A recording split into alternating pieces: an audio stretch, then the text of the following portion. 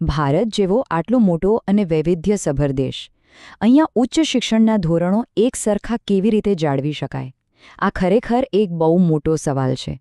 તો ચાલો, આજના વિશ્લેષણમાં આપણે આ જ જટિલ વિષયમાં ઊંડા ઉતરીએ અને સમજીએ કે આ આખી સિસ્ટમ કામ કેવી રીતે કરે છે. ક્યારેય વિચાર્યું છે કે કોઈ એક યુનિવર્સિટીની ડિગ્રીને આખા દેશમાં માન્યતા કેવી રીતે મળતી હશે? કેમ કોઈ એને પડકારી નથી શકતું? બસ આ જ સવાલ આપણને એક એવી સંસ્થા સુધી લઈ જાય છે જે ભારતના ઉચ્ચ શિક્ષણના કેન્દ્રમાં છે, યુનિવર્સિટી ગ્રાન્ટ્સ કમિશન, એટલે કે આપણી યુજીસી. ઠીક છે, તો યુજીસીની આખી સફરને સમજવા માટે આપણે એને 5 મુખ્ય ભાગમાં વહેંચીશું. શરૂઆત કરીશું એના પરિચયથી, પછી એના 3 મુખ્ય સ્તંભો જોઈશું, એનું માળખું અને કામકાજ સમજીશું, પૈસાની વાત કરીશું એટલે કે અનુદાન વિશે જાણીશું, અને છેલ્લે એની સિદ્ધિઓ અને પડકારો પર પણ એક નજર નાખીશું. તો ચલો, પહેલા વિભાગથી શરૂ કરીએ. યુજીસી શું છે? એની જરૂર કેમ પડી? એને સમજવા માટે એના ઇતિહાસમાં જવું ખૂબ જ જરૂરી છે. તો આ બધી કહાણી શરૂ થઈ 1948માં, જ્યારે રાધાકૃષ્ણન કમિશને એક એવી સંસ્થા બનાવવાની ભલામણ કરી. 1953માં એનું ઔપચારિક ઉદ્ઘાટન પણ થયું.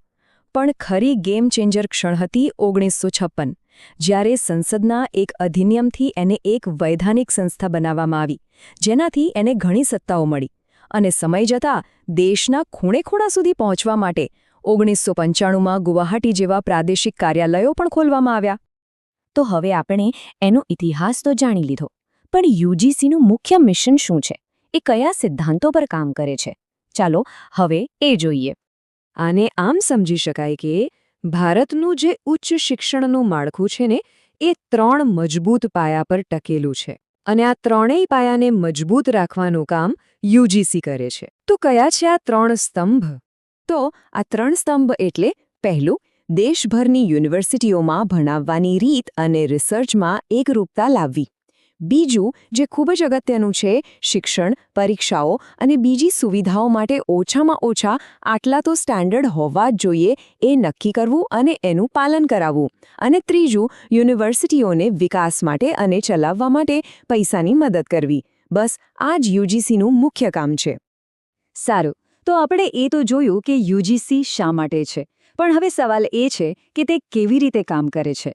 ચાલો એના આંતરિક માળખા અને કાર્યપદ્ધતિ પર એક નજર કરીએ. યુજીસીના નેતૃત્વમાં સૌથી ઉપર એક ચેરમેન, એક વાઇસ ચેરમેન અને બીજા 10 સભ્યો હોય છે.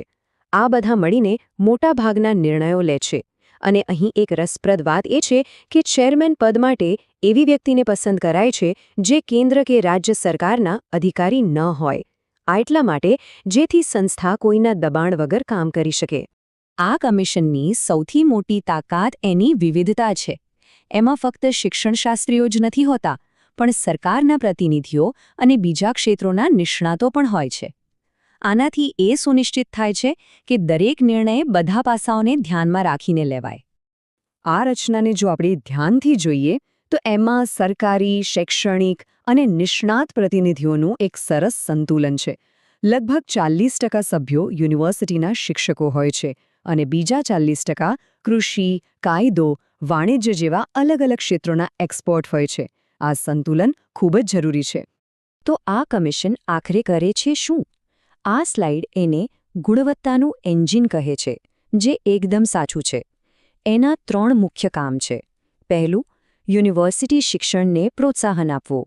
બીજું, શિક્ષણ અને સંશોધન માટેના સ્ટાન્ડર્ડ નક્કી કરવા.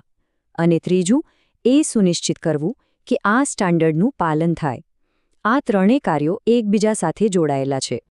યુજીસી ખાલી નિયમો બનાવનારી સંસ્થા નથી, પણ એક પુલ જેવું કામ કરે છે. તે કેન્દ્ર અને રાજ્ય સરકારો તથા યુનિવર્સિટીઓ વચ્ચે એક ખૂબ જ મહત્વપૂર્ણ કડી છે. તે સરકારોને શિક્ષણમાં સુધારા માટે સલાહ આપે છે અને યુનિવર્સિટીઓને નવા સંશોધન માટે પ્રેરણા આપે છે. ચાલો હવે એ વિષય પર આવીએ જે કદાચ સૌથી મહત્વનો છે, પૈસા. યુજીસી ઉચ્ચ શિક્ષણ સંસ્થાઓને આર્થિક રીતે કેવી રીતે મદદ કરે છે? તો યુજીસી મુખ્યત્વે 2 પ્રકારની ગ્રાન્ટ આપે છે. એક છે વિકાસ માટે અને બીજી નિભાવ માટે. ડેવલપમેન્ટ ગ્રાન્ટ એટલે કે નવી બિલ્ડિંગ બનાવવા, લેબ બનાવવા માટેના પૈસા એ તો લગભગ બધી જ યુનિવર્સિટીઓને મળે છે. પણ નિભાવ ગ્રાન્ટ એટલે કે રોજિંદા ખર્ચ માટેના પૈસા એ ફક્ત કેન્દ્રીય અને ડીમ્ડ યુનિવર્સિટીઓને જ મળે છે, રાજ્યની યુનિવર્સિટીઓને નહીં. આ એક ખૂબ જ મહત્વનો તફાવત છે, જેની સીધી અસર એમની આર્થિક સ્થિતિ પર પડે છે. જુઓ, કોઈ પણ મોટી સંસ્થાની જેમ યુજીસીની પણ પોતાની સિદ્ધિઓ છે, તો સામે કેટલાક મોટા પડકારો પણ છે. ચાલો આ છેલ્લા વિભાગમાં એનું એક નિષ્પક્ષ મૂલ્યાંકન કરીએ.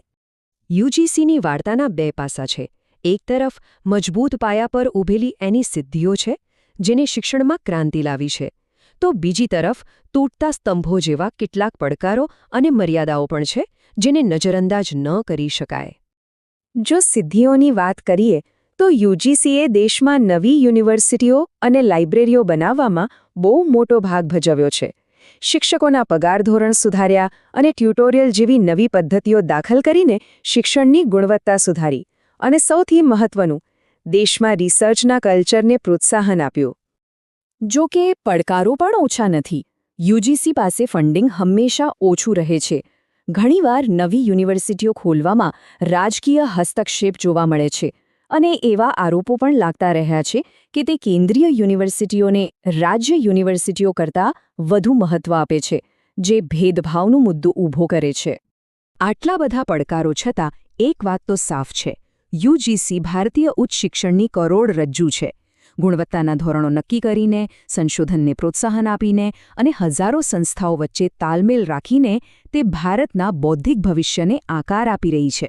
અને અંતમાં યુજીસીનું સમગ્ર કાર્ય એના આ એક જ સૂત્રમાં સમાઈ જાય છે: જ્ઞાન વિજ્ઞાન વિમુક્તેય, જેનો અર્થ છે જ્ઞાન મુક્ત કરે છે. આખરે શિક્ષણનો સાચો હેતુ આ જ તો છે, વ્યક્તિ અને સમાજને અજ્ઞાનતાના બંધનમાંથી મુક્ત કરવાનો. આ વિચાર સાથે જ આપણે આજના વિશ્લેષણને અહીં સમાપ્ત કરીએ છીએ.